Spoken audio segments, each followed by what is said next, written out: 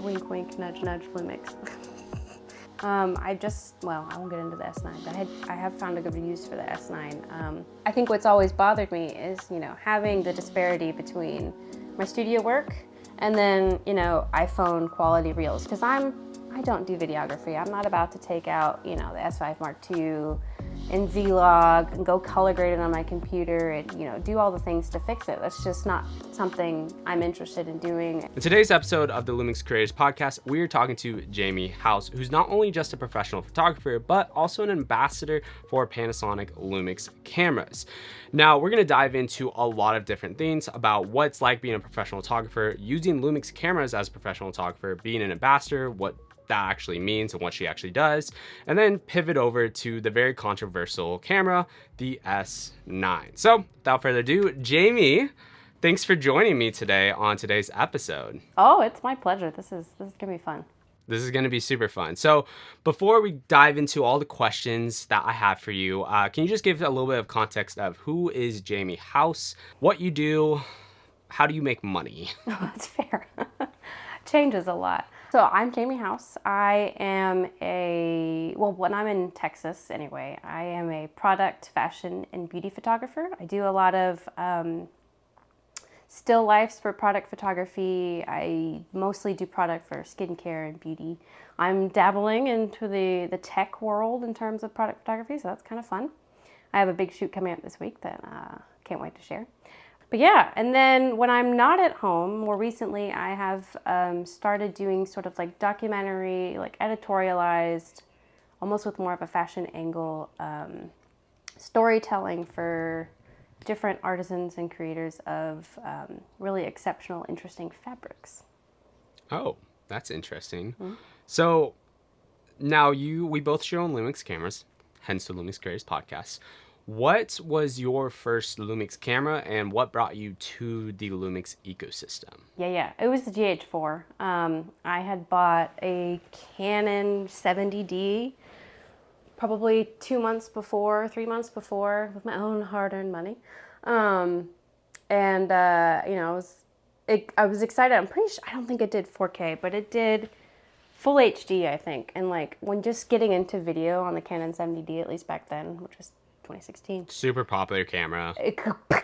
Like it's a whole ecosystem like within the camera that has to change to do video. And like it was just, anyway, it was the goofiest, clunkiest thing back then. So yeah, I picked up a GH4.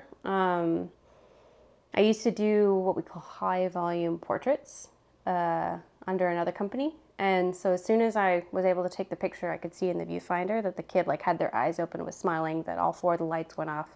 All these different things that I had an immediate feedback on. And I was like, oh, done. I think I was using the 35 to 100 millimeter f2.8, and it's, the size of a Coke can compared to the Canon, which is like this big. And I was just like, what are we doing?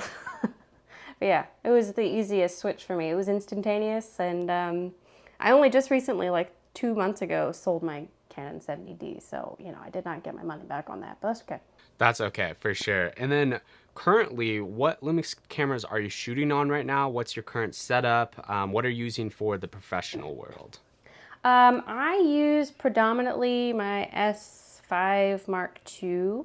I won't get into the S9, but I have found a good use for the S9. That has definitely filled a hole in my lineup. But yeah, the S5 Mark II, I do have an S5 Mark II X that I'll eventually probably use as well. There's not a whole lot of extra uses for me at this point. Right. Yeah. But yeah, S5 Mark II. The S5 II and 2X in terms of photography doesn't really have almost any benefits of between those two cameras. No, it's more of just cooler. Video. It looks cooler. Actually, I personally prefer the red ring. I might be an oddball out, but I love that red little thing. Okay, well then now I guess kind of a little bit transitioning to the professional side is, what do you love and what do you wish Lumix did better as well for photography? How do you use Lumix cameras for photography? Besides obviously not just hitting the shutter button is the obvious, but. Sure. No, I mean, for me, I've been using the system and in the ecosystem since 2016. So to me, especially the last 4 or 5 years, the menu system is exceptional. I mean, you do definitely have to dive through and go find the thing and remember which tab it's under. But it's very intuitive for me. Now, I can't say I've played with other camera systems in the last however long, but yeah, I don't really know how it is on other camera systems. But to me, yeah, Lumix just makes a lot of sense. It's very intuitive to use. Recently, I did a Best Buy training in Houston, and that was just like the #1 feedback that we got from a lot of the students who are my age. But yeah, there was just how easy it is to use and how little you have to think about, you know, why this and where this is and blah, blah, blah, blah, blah. Is there any specific settings or features that you used in the photography menu systems? I don't even really dive into the high resolution photos, or I don't dive into any of that. I have it super basic on my camera, but is there anything specific that you do with them? Honestly, no, not really. I really just stick in manual mode.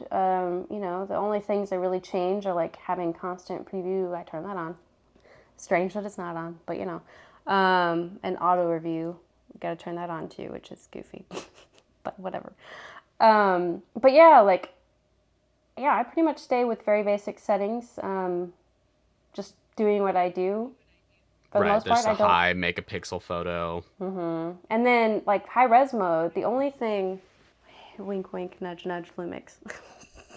I wish that there was a way to do high res mode with flash. That would be supreme. That would be great. And that's a good thing to mention here.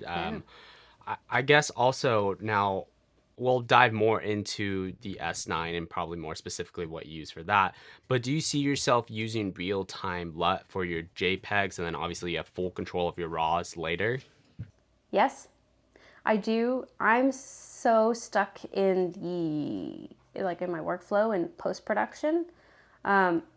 It's more of a me thing rather than a camera thing, but yeah, no, I totally could use it. Last year, I had the opportunity to test out the G9 Mark II back in June in Morocco, where I was supposed to be using real-time LUT in photos, and I goofed that up pretty well because I was using Vlog rather than real-time LUT. Yeah, that was fun. It was a whole new world for me. I don't think I'd even heard of the term Vlog before that. But anywho, so yes, if you do it right. Right. Yeah, I know. At least with the S9 and now the GH7, they fixed the real-time LUT workflow, so you no longer do have to specifically. Well, they almost fixed it. I would say. Yeah. There's still a couple little bit of issues, like you can't change your color profile on real-time LUT unless you use it in combination with the Lumix Lab app. Yep. But it's more people are starting to understand it better and better, using even a My Custom profile, selecting your LUTs, taking the JPEG. Now, I guess one other feature, have you ever touched or used the raw processing feature in the menu system on Lumix cameras? I feel like it's a super hidden feature that not a lot of people know about, but have you ever touched or played with that? No, I've seen you mess around with it, though. When we were in Japan, I was like, oh, that looks cool. And then just, Right. Yeah, I use the raw processing feature a lot. And then for my audience, if you don't know what the raw processing feature is, basically it's on all Lumix cameras, I believe, or most of them. But you can take a photo and say you were in a monochrome profile. Obviously, if your RAW will still be RAW. But if you want your JPEG color profile to switch, the raw processing, you can switch that, but it would be a JPEG, a new JPEG or high quality JPEG photo with a different color profile or a different LUT, or you can turn off your LUTs. It's a lot of more flexibility using the raw processing post-production if you want to change some photos before you send the JPEGs out. Anyways, so a little bit transitioning on. Now, Jamie has been an official ambassador for Panasonic Lumix since 2016. Now, Jamie, can you tell us, what does that mean? We'll also dive into, because we're both Backstage creators, and dive into what that means versus what being an ambassador means. So what does being an ambassador for Lumix mean, and what do you actually even do? That's fair. Ambassadorship, that has fluctuated a lot over the past 5, 6, God, how long? Oh my God, 8 years. So initially when I joined, I think the ambassadorship was a lot more geared towards conferences and speaking. So you would reach out to Lumix, say, hey, I love using your gear. I'm speaking at, I don't know, Imaging USA, any of your big conferences, and, would love if you would sponsor me. And then you would negotiate, blah, blah, blah, blah, blah. I kind of got brought into that world and loved working with everyone at Lumix. I think Sean and I probably joined up at about the same time, so I've known him for a long time. But yeah, so it was, very conference based. I would say now, like, you can still certainly reach out for sponsorships for conferences as an ambassador.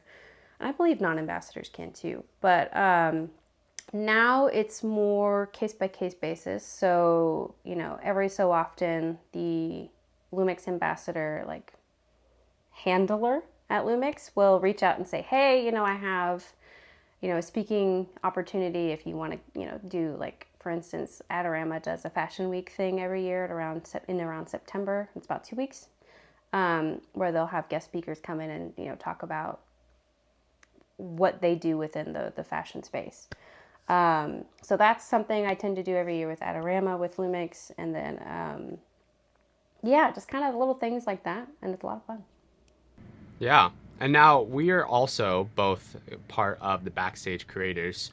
So I guess to give a little bit of context of what Backstage creators are, Dustin, who I've also had on this episode, had a great video kind of overall explaining what the Lumix Backstage creators are and what it really means. But to boil it down, it's basically just a community based of creators who just love Lumix cameras, and you kind of get the opportunity to do collaborations. You kind of do some trips where you're working with new cameras, like the Japan trip, and then some long-term loaner gear is what kind of the Backstage creators do. So when did you get introduced to join that group, and kind of can you tell us a little bit of what you see that group does and like what's your perspective on it? Yeah.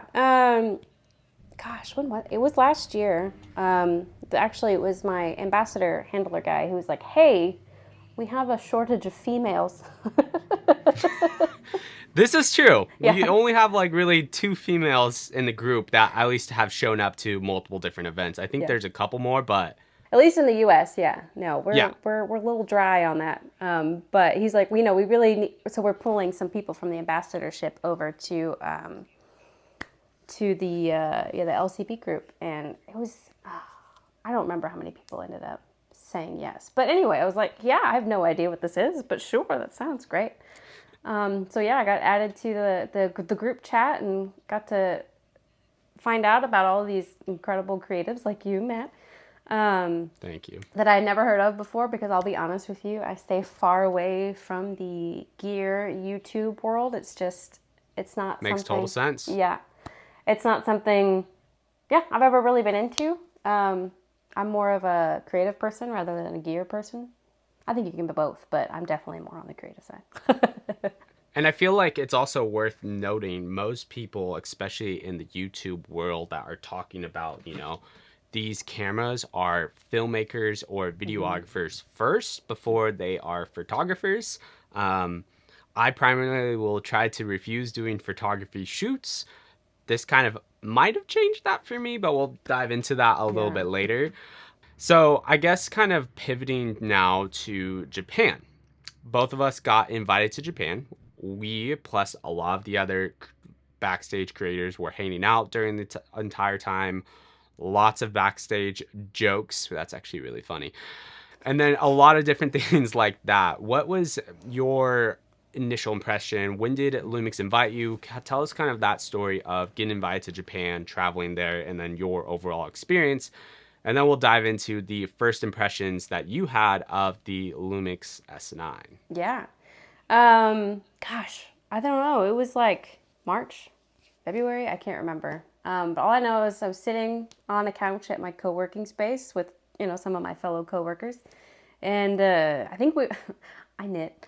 So we have knitting class every Friday, and I was at my knitting class, and I just happened to check my emails. I was like, oh, wow. You were just knitting? I was. That's awesome. In our knitting circle. Oh gosh. But yeah, so I looked at my email. I was like, well, heck, look at this. I guess I'm going to Japan. And what's wild is that I had gone to Japan like literally 6 months before, actually with Panasonic, and that's a whole thing. And so I was, I was like, wow, okay, 2 times in 6 months and never before that, but let's go. That's great. And have you ever, before that trip, before this Japan trip, gone to Japan, or is that your second time technically? That was my second time, yeah. Nice, yeah. Yeah. So for me, and I think we already knew this, that was my first time even leaving the country. I'm like the youngest person that went to that Japan event, I believe, and yeah, I felt blessed. But Yeah. so then we got there, we started hanging out. The S9, it got launched. What was those initial first impressions before even touching the camera, seeing the presentation? What was going through your mind during that entire showdown? Yeah. Yeah. I think during the presentation, I think the only thing, not the only thing, but the main thing I kept thinking of was like, oh, we're going in a new direction. Like we're changing the game. And I totally understand, excuse me, having a camera that's kind of the bridge between your phone and like a pro camera. Something that Lumix was missing, especially in the full frame world, that I didn't even think about that we needed. But yeah, just kind of seeing all of these new technologies they're investing in and these new, groundbreaking things they're doing in camera, the camera to phone relationship was really, really exciting. So ooh, where are we going? I know, for sure. I have some TikTok and not filmmaking. I have TikTok friends that have like maybe around 2 million subscribers. And I showed them this camera and the camera to phone integration, and they absolutely love that. Yeah. Granted, I do think the price was a little bit steep for the initial launch, but the used market, the discount market, that will definitely change over time. So I guess from a professional photographer standpoint, this is definitely missing a ton of features. The mechanical shutter, the eyepiece. What else is it missing? I guess that's real. Oh, the hot shoe. Yeah. Well, yeah. So I think those are some of the big ones. But I know you said earlier in this episode you found this camera specifically for you that was fitting a hole that you originally never saw. So what was that like, and what was this camera doing for you as being a professional photographer? What was this camera doing for you? Honestly, it's interesting. It's how to say this? It's bringing me into this decade, I suppose. So despite being on Lumix Creators Backstage, and I love it, I am not the best at posting. Yeah. Fair. Yeah, I just, I do some reels, I try. But I think what's always bothered me is, having the disparity between my studio work and then, iPhone quality reels. Because I don't do videography. I'm not about to take out, the S5 Mark II and Vlog and go color grade it on my computer and, do all the things to fix it. That's just not something I'm interested in doing. And I wouldn't say it's a waste of my time. It would just take me a long time to get quick at it. Right. It would take you a lot longer than someone who's dedicated to doing video versus it's the exact opposite, which I'll touch point on after you finish here about, as a filmmaker and then taking photos, I hate the editing process. Yeah. So I bet continue you, on, it's the same. It's just two sides of the same coin. But yeah, just being able to send really lovely looking video that's already color graded. I don't have to go mess around in DaVinci or whatever. All these programs that just make absolutely no sense to me. And I can just upload, image stabilized, high quality, color graded video right to my phone and then post into Reels, maybe TikTok one day, who knows. Yeah, it's huge for me. So like, I'm really bad at doing BTS on my, my commercial shoots and stuff like that. So like, this is just going to be such an easy thing I can just have going on in the background. I know the footage is already great looking. Yeah, again, color graded, ready to go. Right. So are you using the 3.8K or the MP4 Lite then to transfer all of your stuff over?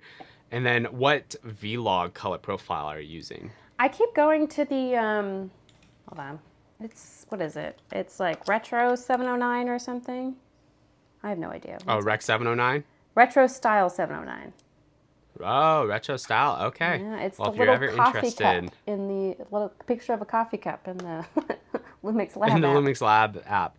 Yeah, and I think that's also cool, which we'll dive into. But I never actually thought about that perspective from a professional photographer who doesn't really do videos, to use this camera as an easy way to integrate videos into your own marketing in terms of posting on Instagram, you know, cutting in Instagram Reels or cutting in CapCut, editing on your phone, and making that workflow a lot easier for a professional photographer who wants to just dabble in video or have some type of video related content going out onto Instagram, which isn't going to be like you're now a professional like videographer, but you're able to at least push video content out a lot faster and a lot easier than, like you said, bringing it in. I never even thought about that perspective of who this camera could be used for as a professional photographer. So I think that is really cool how you described that. Now, other thoughts. So you're using this as kind of that real camera for you, REE, not REA. Oh, gotcha. Real. So you're using this as the video camera, sending videos over. Now, what has your perspective of using this camera in Japan? What was that initial impressions of starting to use it, kind of figuring out, and then, you know, towards now, you've probably gotten a lot more used to how the buttons are laid out and all of that. What has been your workflow in terms of photos that you've been using this camera, minus the video side? Well, it's kind of been the same, mostly because when you get a pre-production camera, so happy to have. Processing raw files is a real pain. So I've just been sending the JPEG right to my phone, and, you know, I mean, these are not photos that I'm using for portfolio, so I don't need them to be, you know, extra large, extra great. Because this is not, you know, what the core part of my work is and what I advertise. But yeah, it's been the same process, honestly, just dialing in a color profile I like and making my creative adjustments from there and shooting and posting, and yeah. I feel like for me, like you were just saying a little bit ago, how this camera kind of was it made video editing easy for you. In terms for myself, this made photo editing easier for myself. Like, I went to a trip, and I do have a program where I can sort of edit the RAWs actually from this camera, which isn't Lightroom. It doesn't give me any data or info, but I can still edit the RAWs. But with that said, I have loved this in terms of photography, and I don't love this lens. I just put this lens on it. I just want to throw that out there. But I've loved this in terms of photography for myself, because this made me posting photos to Instagram way easier. And even now, I'm still considering to make my Instagram more gear content related and taking high quality photos and having some high quality videos. Yeah. But like you said, I don't want to pull out my S5 2X and film a whole thing. Sure, I might edit it on Final Cut Pro and on my computer still, but this is good enough for that. This also for photography and for travel. I threw this on a backpack. I threw this in my bag.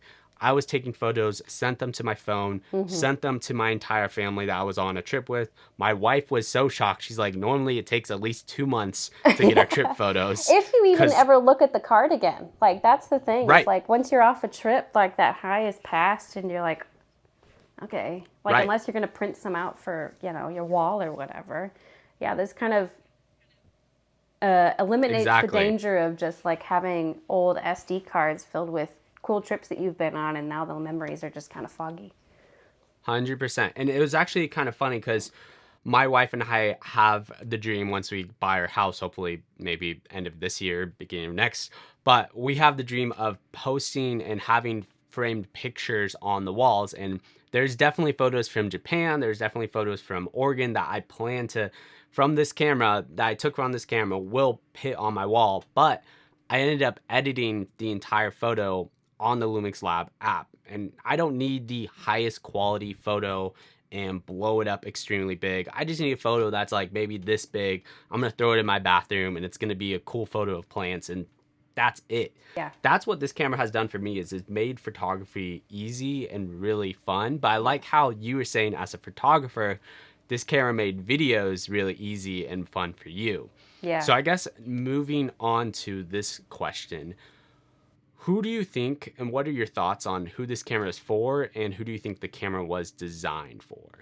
I mean, I feel like we've kind of touched on it. It's for, you know, people who want the ease of content creating, but having really beautiful content at the same time, not having to just rely on your phone. And of course, your phones these days can do beautiful work too. I just, you know, it's not great for every situation. But yeah, just having a camera with interchangeable lens options, you know, different f-stops where you can really dial things in, low light capabilities and all of these other things. Yeah, having those options in a full frame camera, but with such a small, compact size is huge. And then again, the ease of just delivering content right to your phone. You don't have to deal with an editor if you don't want to. I mean, you still can, but just being able to cut your own stuff in, you know, whatever editing app you use is invaluable. And then like travel, like we said, like I have a trip in a month where I'm going to be in the UK and Ireland for 2 weeks, and you know, I wanted to write off the trip.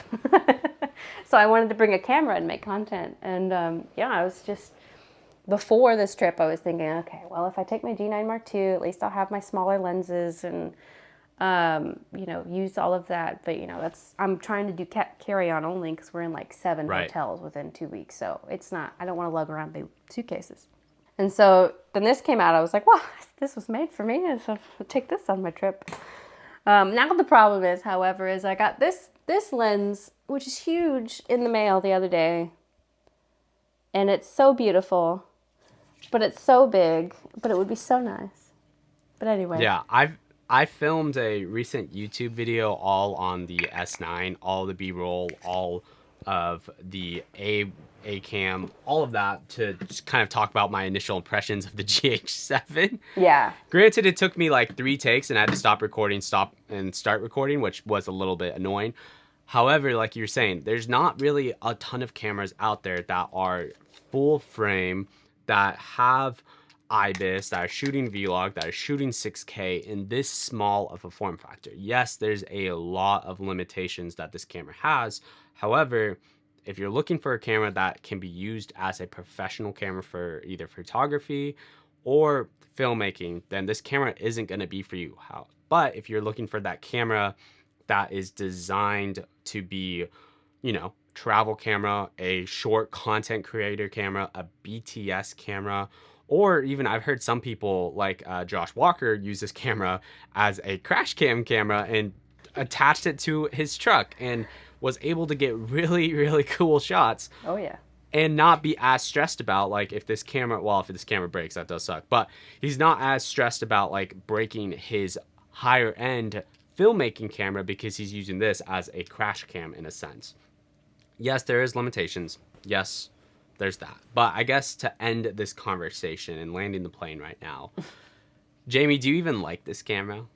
I honestly do. I love it. Again, it doesn't fulfill every need that I have as a studio photographer, obviously. Can't use it for much.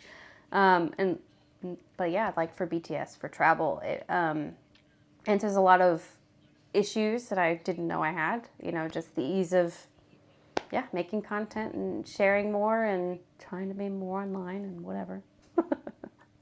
That's awesome. And now I guess just to share to my audience, Jamie, where can people find you? Where can they check out your work? Where do you want to send people as we're wrapping up this episode, and your final thoughts on whatever else you want to say? Okay.